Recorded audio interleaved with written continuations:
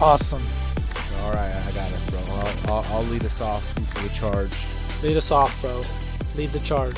What's going on, guys? Welcome back to the First Time Pictures podcast, where we review movies for the first time. And in today's episode, we are reviewing... What year did this movie come out? 2009? 2002. Oh, 2002. Damn. Year I was born. Yeah. The Old-ass movie. The 2002 movie starring Nicolas Cage, Adaptation. My name is Julian Lizama, and I'm joined here with my co-host, Anthony Ruth. And yeah, we're going to talk about Adaptation. But before we talk about Adaptation, bro, I think we have some catching up to do. Do you have any shows or movies that are coming out that you're kind of interested or you kind of can't wait for them to come out?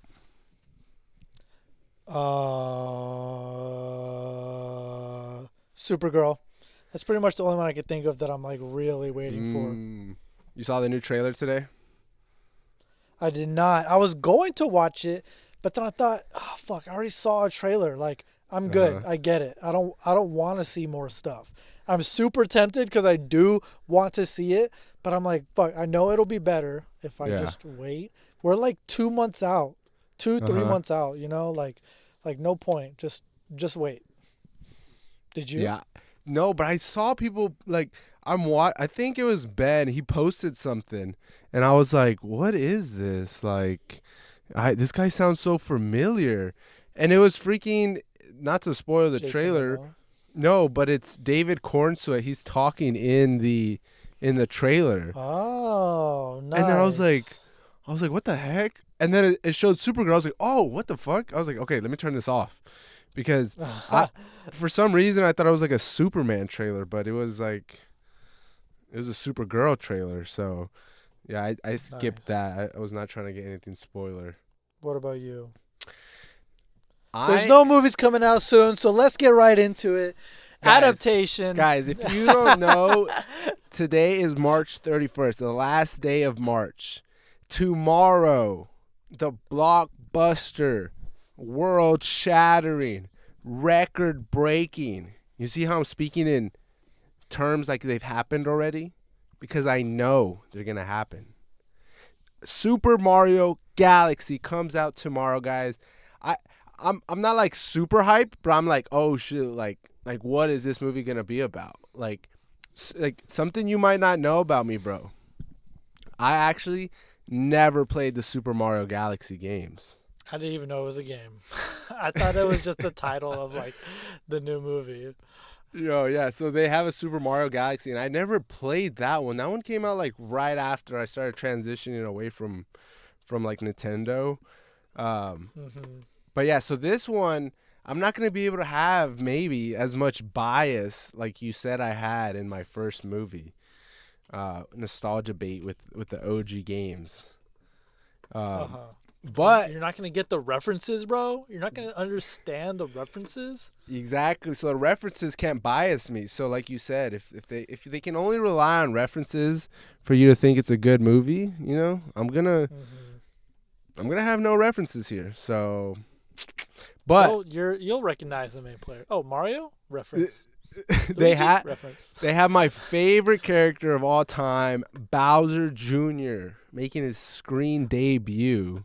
So wait, what? Explain, why is that your favorite character of all time? No criticism, just like is that because I know like when I play Mario Kart, like we all had our characters that we just picked. Like, you know what? I'm going to rock with this guy. I'm rocking this guy for the rest of my life. That's like exactly what it is. That? Yeah. Okay. like, yep. I think he was in this game called Mario Striker, which is like a soccer Mario game. And he was in that game, and I really liked him. And obviously his name's Junior, Bowser Jr. I'm a junior. So, you know, there's a little correlation between the two. Yep. He's very personable. You understand him. I understand.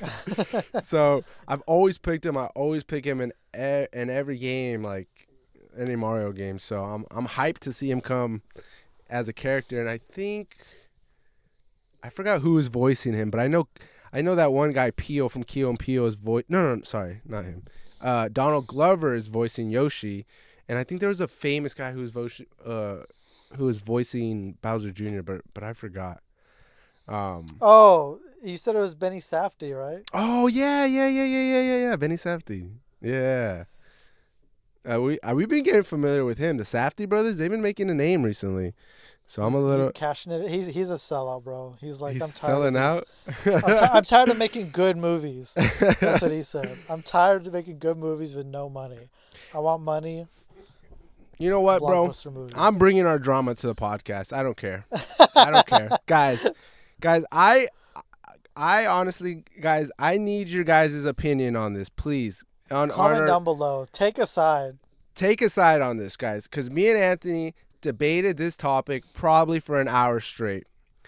And I just want to know, guys, do you think if a movie is maybe objectively bad in terms of how a quote-unquote critic might be able to break down and analyze it, and if that person determines it's bad, does that mean that if somebody else who doesn't have that, credentials, or they've seen tons of movies, if someone, just us common folks, us common guys, the majority of the population, us little guys, you know what I mean?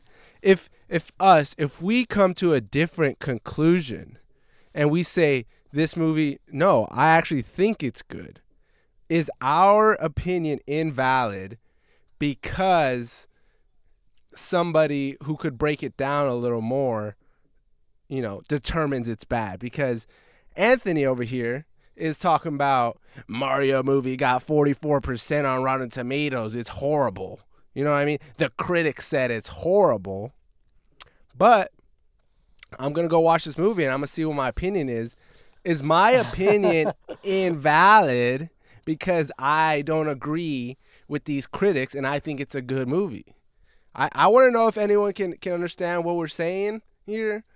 But if you followed what I just said there, let me know. Let me know what you think. So to paraphrase my opinion, to just paraphrase it, I'm saying that you can love a movie, but that movie could still objectively be bad or good regardless of your own opinion. So the example I gave was, I love like the who was it? Oh, what's his name? George Clooney and the Val Kilmer Batman movies. I think those are objectively bad movies, but I still love them. So, yeah, to paraphrase mine, comment down below what you think. If you think it's completely individualistic, or if a movie can be good or bad outside of public opinion. Because you know what I'm also thinking, dude? You know what just popped into my head? Like, what? You know those critically acclaimed movies that you might like? Like, let's say a movie like Old Boy. Would you say that's critically acclaimed? Yes. Would you not say, like, a majority of the public might be like, that's a weird movie for the people that... Oh, yeah, for sure. And they might say, like, I don't like that. That's not good. That's weird. And for the people who haven't seen Old Boy, I bet you could probably give a better synopsis of the movie, because my synopsis is going to be... It's just, it's a fucked up psychological thriller that, like, really tries to make you uncomfortable, basically. And even though it's critically acclaimed, it has high... Park Chan-wook director. Tomatoes, all the good stuff. Like, most people walking out might not leave like, yeah, that was a great movie. They might be like, that's weird. I'm not going to recommend that. Like, yada, yada, yada. Like, whose opinion's right? Because, like, are you defending Old Boy that it's the most critically acclaimed, even though, like, the themes or messages, like, I don't want to talk about that. I'm not going to tell my mom to go watch Old Boy, but, I'm going to tell my mom to go watch Super Mario Bros. Galaxy because that's a good movie. You feel? So that's what I was thinking. I was like, what about, like, weird movies that, like, are critically acclaimed but might not, like, See, that's my point then. I'm like, you cannot like it, but that doesn't mean it's not. That doesn't mean it's a bad movie. Because the Yes. quality of filmmaking in my opinion, in every category is like top notch. So comment down below, guys, if you have any like movies that you think like, Opinion. okay, everyone thinks it's good, but I think it's bad, and then everyone thinks it's bad, but I think it's good movies. And Oh yeah. we'll see if you're justified or not in thinking what you're thinking, because Mr. And go watch Anthony Old over Boy. here has the answers. And if the critics say it's do. bad, it's bad. If the critics say it's good, it's good. Because they're critics, and critics know everything. I've disagreed with critics. Like, one popular opinion that I actually completely disagree on is people in the Cornetto trilogy from Edgar Wright always say that The World's End, the last one, is the worst of the trilogy. And I'm like, I think that's like a recency bias. And I can get into I have a very long monologue on why that's false, but that's for another day. So yeah, guys, we just got into that. It was like a fun little discussion we had today, and I just want to see if anyone else had some thoughts on that. You know, it's very random, but it's still something funny to talk about. But yeah, let's get into this movie, Adaptation, starring Nicolas Cage, our girl Meryl Streep, and that's all I know. I don't know anyone else. All right, so Adaptation. Quick little synopsis. The story follows Charlie Kaufman, a neurotic and insecure screenwriter hired to adapt The Orchid Thief by Susan Orlean into a movie. However, Charlie becomes overwhelmed because the book lacks a traditional plot. It has all that New Yorker sprawling shit, as he would say, and he resists turning it into a cliched Hollywood story. As he struggles, the film introduces his twin brother, Donald, who represents everything Charlie despises about mainstream screenwriting. It follows that, and I know you told me that you looked up a little fact and you found out that The Orchid Thief was a real book, which I actually didn't know. I didn't know that. That's one fact I did not know. Did you see anything else about the movie? So no, I did see that. Isn't the director or writer of the movie, isn't that his real name, Charlie Kaufman? Yeah. Okay, so that's what I did see. I saw an interview with him, and it said Charlie Kaufman. I was like, Charlie Kaufman? That sounds familiar. And then I was like, wait, that's the same guy in the movie. I was like, is this like an autobiography, like low key, like like right. I don't know, like a mockumentary type of thing, you know, like. Yeah, I told you it's gonna be meta, because even at some point in the movie, he's like, I just wrote myself into the movie. He wrote himself writing himself into the movie. Dude, it was meta, but something I want to touch on before I get into the meta talk. Caitlin almost started convincing me too, because we watched this together. She almost convinced me that Donald was. I knew you were gonna do that. It was a fake character, an imaginary character. Yes, dude. Like, she almost had me convinced. I knew you were gonna think that. I was like, because y'all bro, y'all are every time y'all watch something, you guys are trying to. You're like, I am not gonna let this movie surprise me. I need to predict the twist. No. It makes sense. Yeah, it makes sense why you would think that. You know why? Okay. Because he's like crazy. He's like a lunatic. Like, he's like mentally ill. Like the whole starter, I'm fat, I'm ugly, I'm da. And then the way he's like, really? You think that's mentally ill? You don't think that's just a little insecurity? That seems like mental illness almost. Like, to the extent, like, he had weird scenes of fantasizing about girls, and he's like, you know, sexual frustration. Yeah, like fantasizing, all these different things where I'm like, that's not healthy. Like, it wouldn't surprise me that he has a disorder to like talk to imaginary friend. Like, I thought it was like his inner dialogue that he's like trying to suppress. But when I found out, I was like, no, it's not. It's It's two characters because it said I googled it like mid movie to make sure it was not imaginary. Oh my and gosh. and I was like, oh, I love this more now because his brother is almost like the complete opposite of him, and Yeah.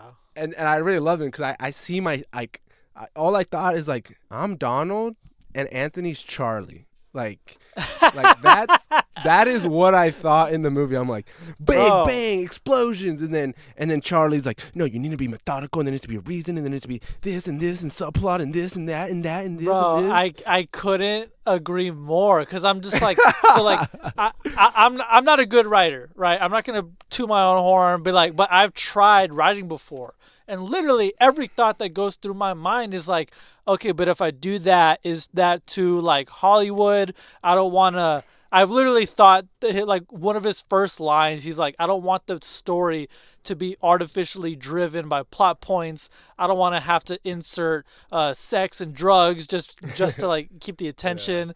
I want it to exist on its own as if like the story exists because it exists, not because it's artificially driven. I'm like, bro, Yeah. these are all great points, which is really cool because I'm like, this is actual insight into like what goes into the mind of a screenwriter when he's doing a script, you know? Like I thought it was such a cool because it's not just like my own thoughts. I'm like, bro, these are the inner dialogue of an actual critically acclaimed screenwriter, you know? So what about like actually Charlie Kaufman, like the real guy? Like do you know about him? Like does he have like critically acclaimed works and stuff? Like Yeah, so like in the very beginning of the movie, he's on set of a movie that he actually wrote the screenplay for called I think it's called Being John Malkovich or something like that. And okay, yeah. so he's on the set of his own movie, and they made it seem like Nicolas Cage was, or like that's him, but that's like real footage spliced together to make it look like it's like filmed for the movie that we're watching. And then it picks off with him like after that. So it's like, oh, I actually wrote this in real life. And then in real life, I'm also given the task of writing this book. And yeah. Okay, see, I was confused a little bit when that scene happened, and then they cut to like a different scene. I thought it was like a foreshadow, like past scene. You know what I mean? Like when they're cutting back and forth. That's kind of what I thought was happening. But that makes sense. Like that was just something that happened. They never like come back to that point.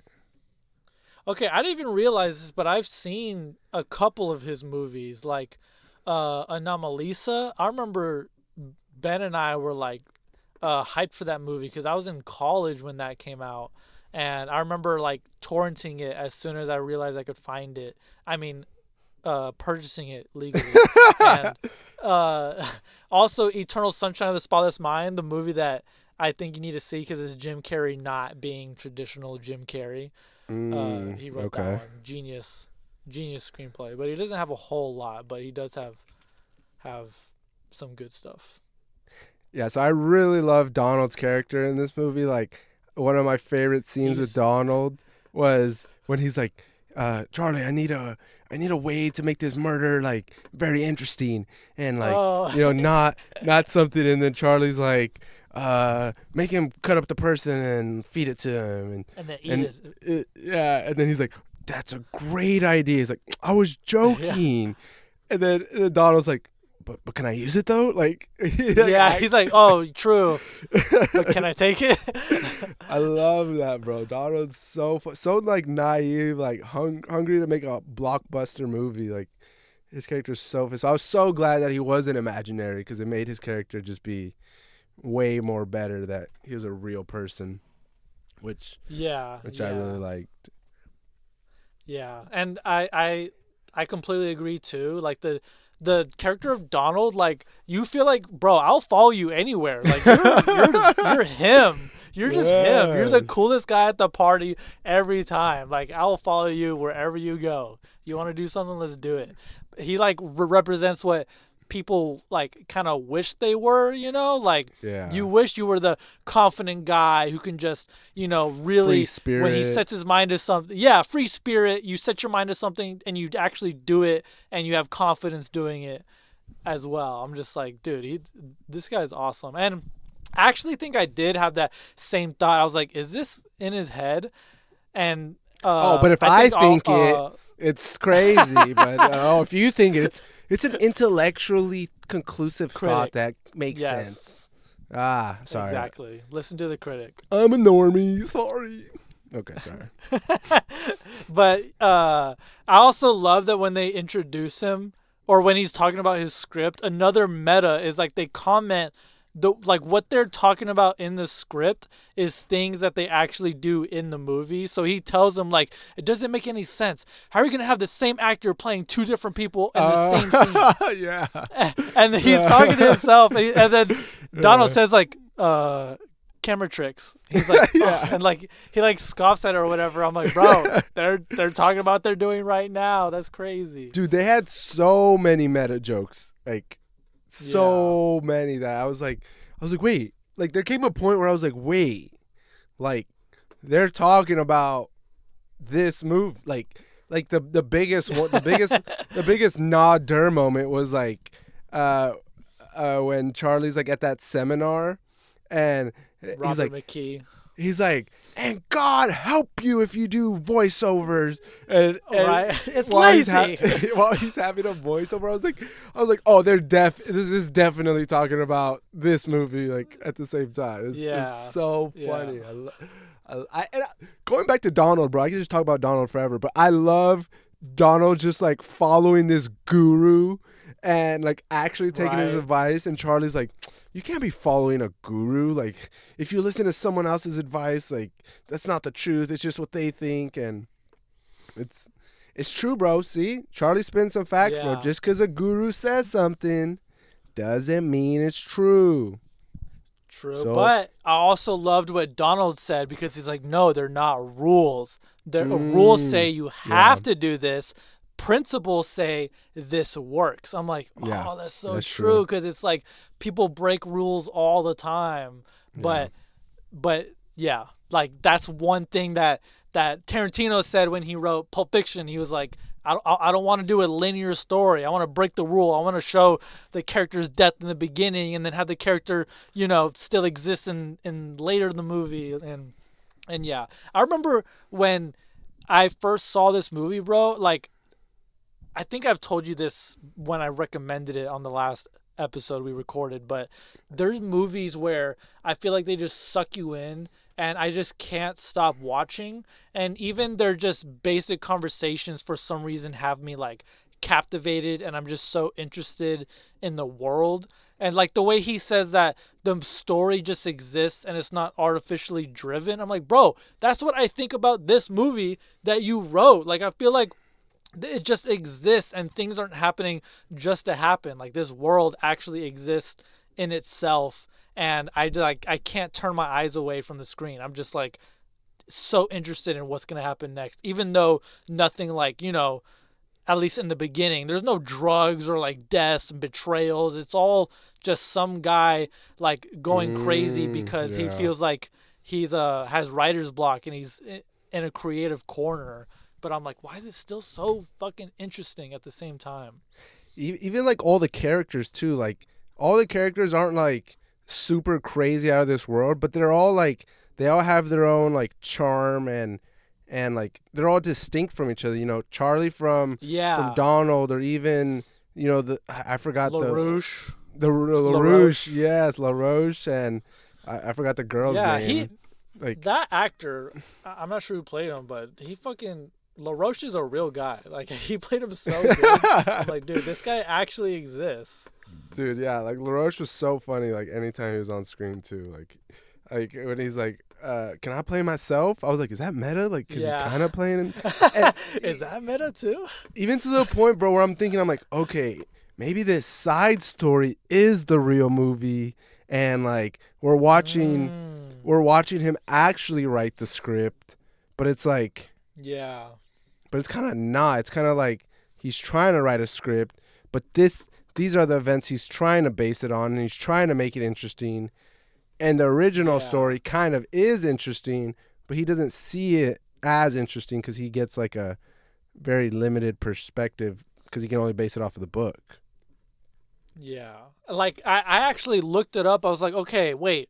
Did uh the writer Susan Orlean actually like did he follow her and he discovered she was having an affair? Like, that's kind of crazy. It's like, yeah, I'm going to write a movie about you and I'm going to expose your personal life. Like, I'm like, is that part real? But that's not real. Oh. He fabricated Oh. that. I had to look that Okay. up. So like the story of John LaRoche is a real person. He's an Uh-huh. actual like orchid poacher. Susan Orlean actually wrote the book. You know that part. And Mhm. she actually went and interviewed him, but basically what ends up being fake is and all the stuff at the end, because at the end he basically does everything that he said not to do, like include Yeah. like sex, betrayals, Drugs, guns, chases, everything. drugs, chases, like yeah, like car chases, all that stuff. And that's also like a super meta part of it, is he's adapting everything. And John McKee, that guy is also a real guy. Like those video essays where they talk about like film techniques? I watched this one, it was called like How to Craft the Perfect Villain. And it was showing how the Dark Knight with the Joker, that movie follows all these like principles that make him like the absolute perfectly written villain. And then the video would always like have a little section where it'd be like, in John McKee's this, he says quote unquote, and then it'll give a quote. And then I watched this movie, I was like, John is that Is John that the McKee? guy? Like, wait, yeah. I was like, oh no, that's an actor, but he's a real person. I'm like also getting so confused because I didn't know where the meta was gonna stop and where it was gonna start. Like there's just so much. But yeah, that guy's also a real book author. With that book that he wrote is actually a real book Oh, that it's like a real I book in think I've real actually, life? yeah, so that video essay I was telling you about was like talking about the principles that book listed, and then the writer, like, he had his own comments on the book in the movie. It was just, yeah, it's just crazy. Have you ever read that book? I think I've read some chapters. I don't own it, but Oh, like really? there's a point in my life where I'm like, yeah, I'm gonna study up, and so I bought this John Truby book, and then this other one on like screenwriting, and I was like, I was really studying up, but Yeah. it was super cool seeing that in the movie. Yeah, very, very meta. Like, there's not that many, like, super meta movies, and this movie came out, like, years ago, like 2002. Like, Yeah. I can't think of many meta movies, except when it's, like, breaking fourth wall type meta, but, like, this is, like, Uh-huh. a movie about a guy making a movie, and the movie that About the guy is, movie the guy's making is making the is the movie movie that that, you're watching. yeah, yeah. Which is it's like almost like if he did make a documentary of himself making this movie. So he really did do like a documentary basically. Oh, Yeah. And eh, and what? uh go ahead. I was just gonna ask you, what genre would you rate this movie? Ooh.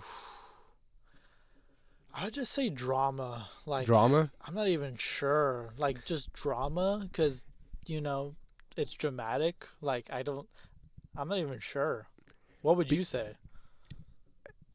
yeah, I wouldn't even know what to classify it as, and the only reason I'm asking is because I asked Rihanna.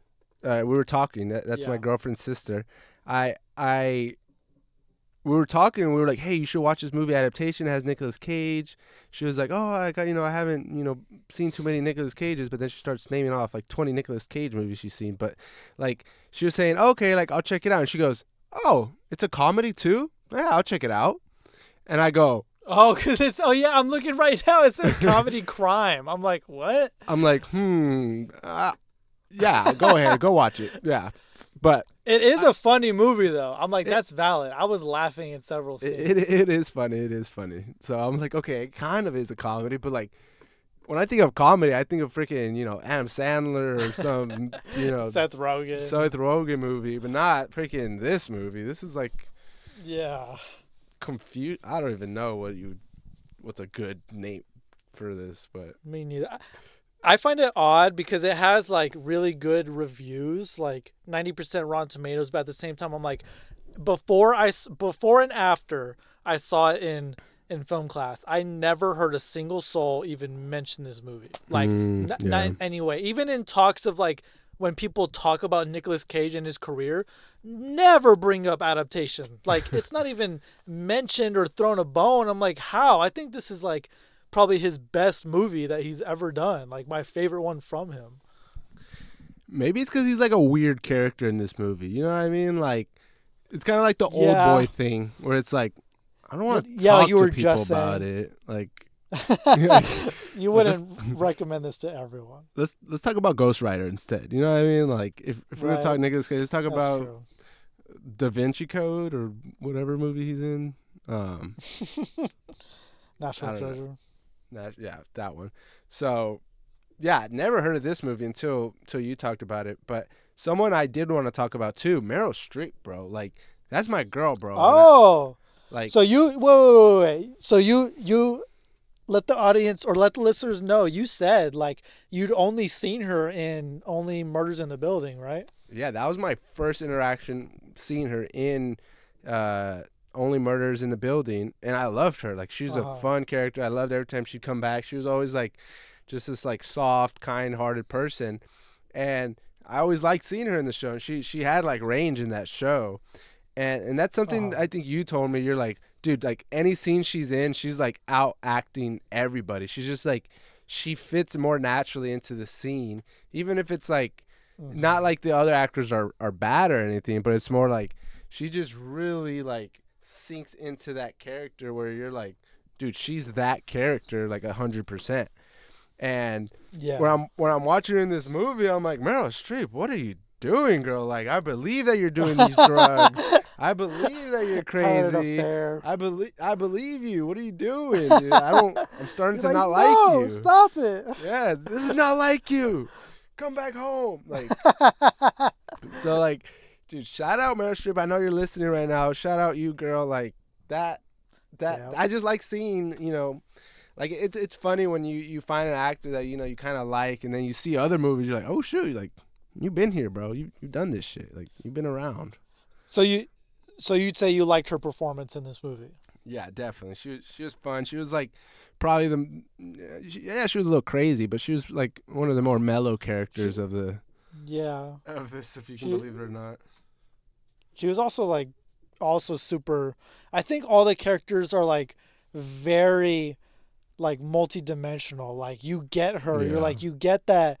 Like, where she has this unfulfillment and she's like seeking, like she has this emptiness, and then you get that LaRoche has people constantly has people attaching themselves to him because he has like whatever he does he becomes super passionate about, and when someone's passionate you generally like are drawn to those type of people. So he has this like eccentric personality. So everyone in this movie felt so multi-dimensional. Like, you understood their motivations for why they're doing these weird things or making mistakes, Yeah, I really like how they showed her like feeling unfulfilled too. Like, in some of those scenes where she's like hanging out with her friends, like you just see she's kind of like zoned out. Like, what am I doing? Like, like, this is artificial. This is not like you said, fulfilling. Yeah, because they start talking shit about him too, and she's like, is that something to talk shit about? Because this guy's like super passionate and doing what he believes in. Yeah. He's like, what are you guys doing? This guy's like the real deal. Exactly, so yeah, that's her performance. What else were you surprised or did you like about this movie? I mean, I get like sexual frustration stuff, but like I'm just not a fan of it. Like, I don't want to see a guy jerking off. Like, that's not fun. Yeah, not a fan. I was actually thinking about it, and I'm like, what is he a pervert? I'm like, okay, that's actually a deliberate choice because he's fantasizing about like connecting with this girl. If he was a pervert, then like the way the Charlie Kaufman would like depict himself being a pervert is he would have him watching porn where there's like a complete disconnect with what you're watching and the like the sexual pleasure you're getting. But it's like it shows him fantasizing about people that he like desperately would want to like have a connection with, you know? Like he's not just looking at every woman that comes across him. He's like, "Oh my god, like the waitress lady. I imagine us going on a date where, you know, we're giggling and having fun and like connecting and dating." So I guess that's why I viewed it like less gross because it's his sexual frustration isn't completely like nasty. You know, it's like based off of his lack of intimacy, not completely like I just want to get off. Like I'm just trying to get my nut.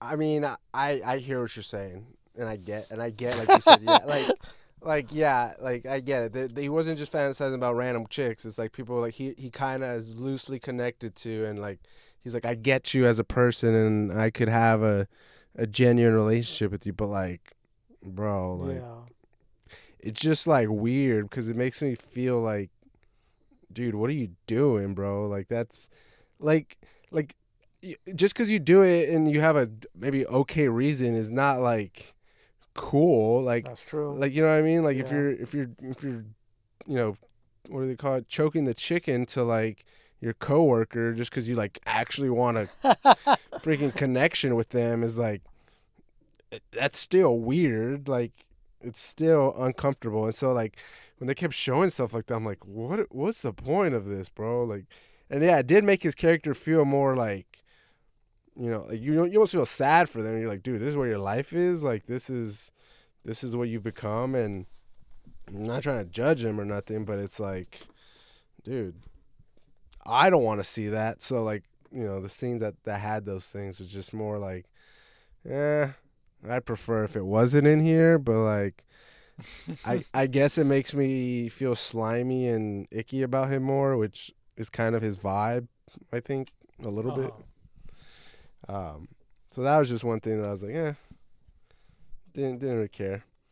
But yeah, so that's kind of like what we're really the whole first maybe half, maybe first 2/3 of the movie is like this Donald guy like trying to figure out writing this movie, and he's like, you know, really diving into knowing this Meryl Streep character, and like trying to understand her motives and everything, and then literally like the last act is just like a whole different movie almost. Like you're like, what the fuck? Yeah, Like the Hollywood ending that he Donald took wasn't over, supposed to bro.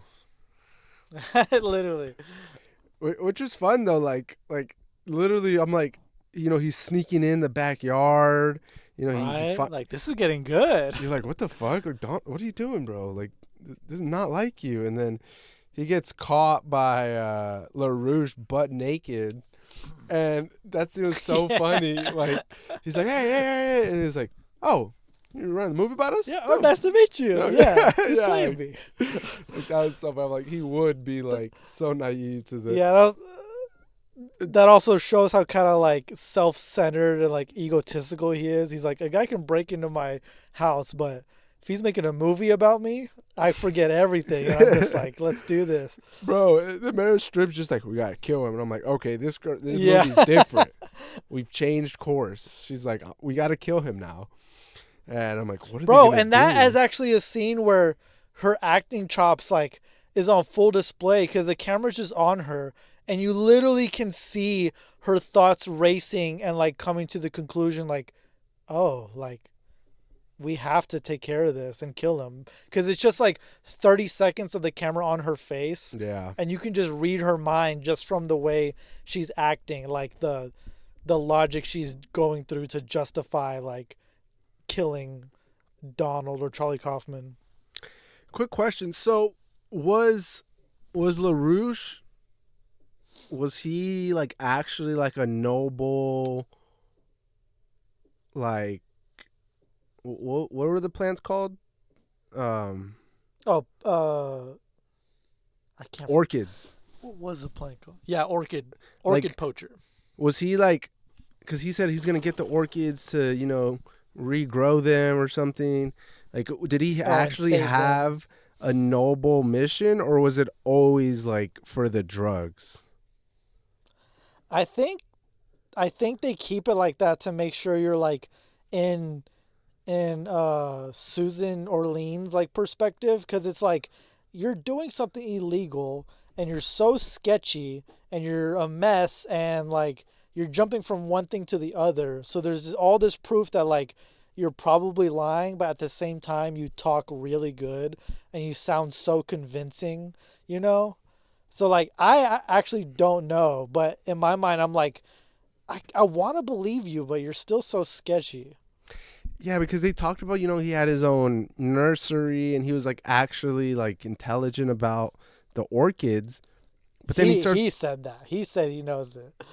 right. So I'm like, is that a lie? Is that the truth? And then he's like selling drugs now or Yeah. creating the drug. Like I was a little bit confused on what his character was like actually That about. also it makes you like maybe want to believe him a little bit, because he's like, I'm the only one on the planet who knows how to extract the drug besides like the tribe people, and then he actually does it. So I'm like, wait, does that mean most of the shit you're saying is true, or is that Right. just like one of the things that happen to be true?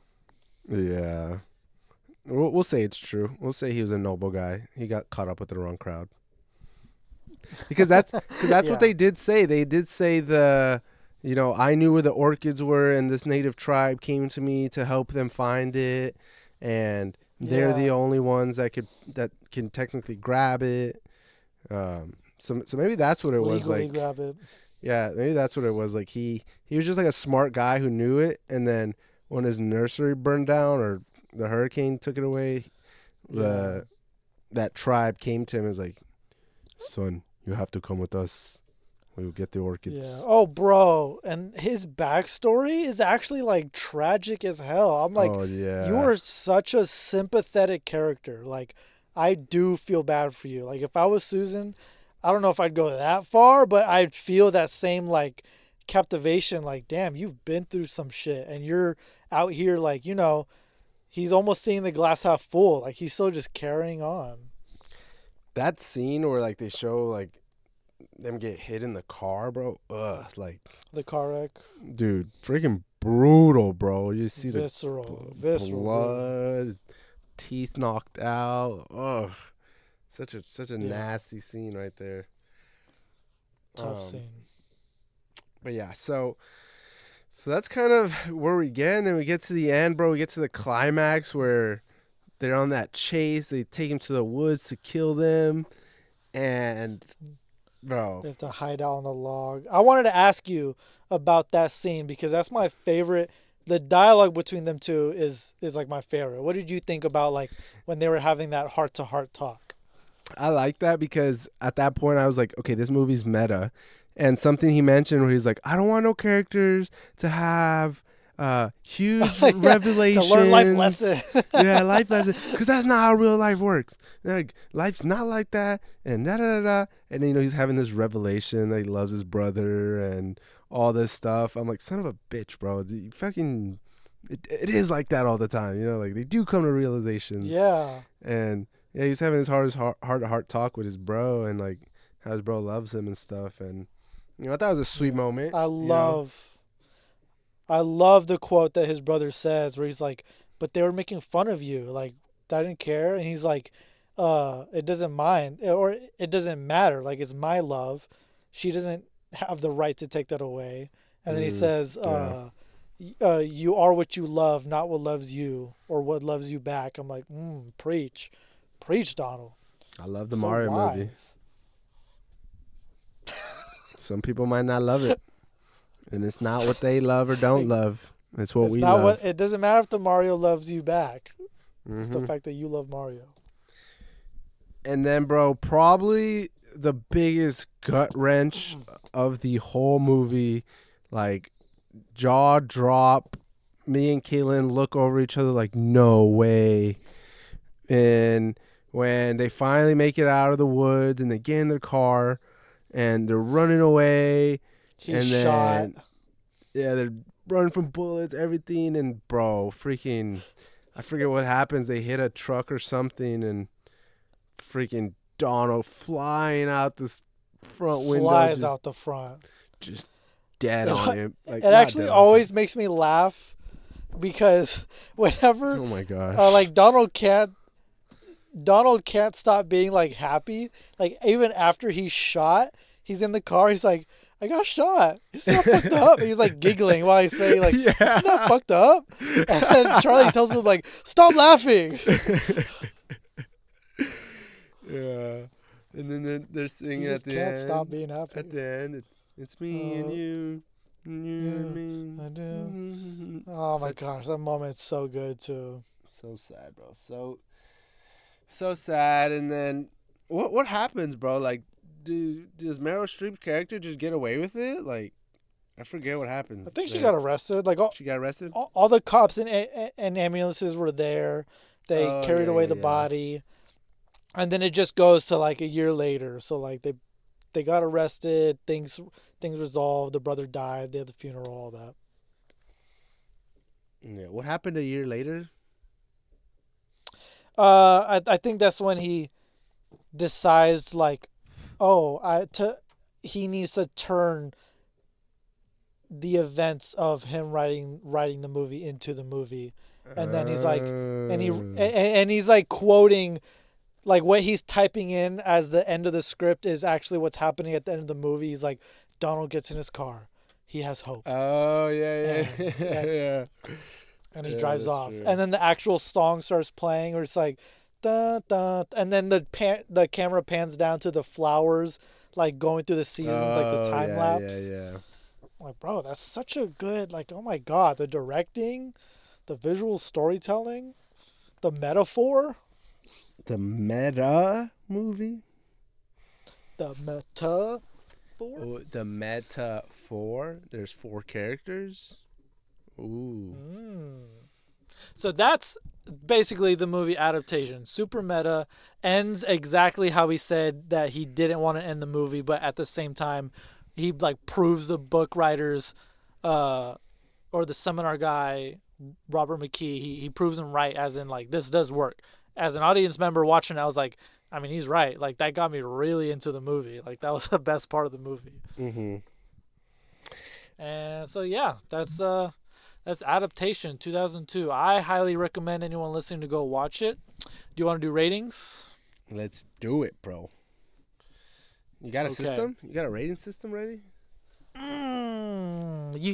You go. I feel like you might have a good one. On a scale from 1 to 10, how many ghost orchids are you giving this movie, bro? How many am I poaching? How many? On a scale from 1 to 10, how many ghost orchids are you poaching for this movie? Bro, I would, for this movie, with my own bare hands. I'm not going to even leave it to the natives, bro. With my own bare hands. The Seminole tribe. I'm not letting them do my dirty work. Face the consequences. 10 out of 10 orchids. I would face the consequences for this movie. 10 One of out my of favorites 10? ever. Straight up 10 out of 10. I love this movie so much. What about you? How many orchids are you? You can let the Seminole tribe do it if you want. You don't got to do it. You don't gotta do it. I might let the Seminole tribe do this. I don't want to face the repercussions, bro. I'm not as good as LaRouche. It's not that good. To be honest, if I'm going to rate adaptations from a scale of 1 to 10 ghost orchids, that I'm going to have to let the Seminole tribes pick for me. I'm going to give this one a 7.9 ghost orchids out of 10. I think I like Meryl Streep. I like the story. Again, like, not that I wouldn't watch it again, but like I probably am never gonna watch it again. I'm probably not gonna recommend anyone watch it and be like, "Yo, let's watch this movie together," type of thing. Like, I think there's other movies I'd rather pick, but for being its own thing, I think it's still pretty solid. Like, I like the meta stuff, but it's a little weirder, you know. Not that it's bad, but it's just a little different. different's good sometimes. It's out there. It's out there. It's a little old boy, kind of different. But yeah, 7.9, almost an 8. I think everyone's great. Nicolas Cage just surprises me too, because usually I think he'd be more like, I'm Nicolas Cage, like he talks sort of bad, but in this one he had like, he played Donald, this happy character, and he had Charlie, so he had range in this one. Fun fact, bro. Donald Kaufman, they listed him as a credit on the movie. Like as one of the writers of this movie, and he got they nominated the fictional character for an Oscar. Did he win? No. Oh. I don't think so. Okay. That's funny. But isn't that crazy? In real life, the character Donald got nominated at the Oscars. Oh, that's not a real character. No, his brother. He doesn't have a real brother. No, yeah, he doesn't have a real twin brother. Damn it. Yeah. That's so, funny. yeah, what movie are we watching that we definitely have not already watched? Are we going to be doing for next episode? So, I don't know, bro. I don't think I have a movie. Oh, you know what? No, because we're going to do... no, this is fine. I'm going to pick just something different, bro, because we've been doing some, critically acclaimed. Shake it up. We've been doing, a little serious here. At this point, we've already done the Mario movie. We've done some nice, silly, good. I'm going to pick another just silly, goofy movie that's just like a kid's movie. But I think you're going to be like, oh, this has the story of like something good, of like a Toy Story-esque. What if I've seen it? I know you haven't seen it. Really? So this movie I saw last year in theaters, and it's a cute little movie, and I think it's cute, especially you as a parent. I think you might feel relatable to it. This movie is the 2025 movie called The Wild Robot. Have you heard of that movie? Oh, I have. But have you seen it? No. Yeah, I know. I have it on my list for a reason. So, The Wild Robot, it's a cute little movie. Came out last year. I think it was I forgot who animated it. It came out in 2024. 2024? Dude, that's what it says on Google. My perception of time is off, bro. That's bad. I thought I saw that last year, bro. But I forgot who animated it. I don't think it's Illumination. I feel like it's the same people who probably did like Madagascar, whoever that animation studio is. I think it's DreamWorks. DreamWorks? Yeah, it's DreamWorks. Okay, yeah, DreamWorks did Madagascar. I knew it. Look at me, bro. I just know my animations like that, bro. I just know them. You do. But, yeah, cute little movie, funny little movie. Something not too deep, too serious. And, yeah, just kind of shaking up what we're reviewing, and kind of, just something a little different. So, cool. That will be next week's episode. I'll put it on the server. Let's go. All right, guys. So we'll catch you guys in next week's episode. Please make sure to comment down below why Anthony was wrong in our earlier conversation that we talked about. And like and follow us here on Instagram at First Time Pictures. And yeah, until next week's episode, it's been your boys. Peace.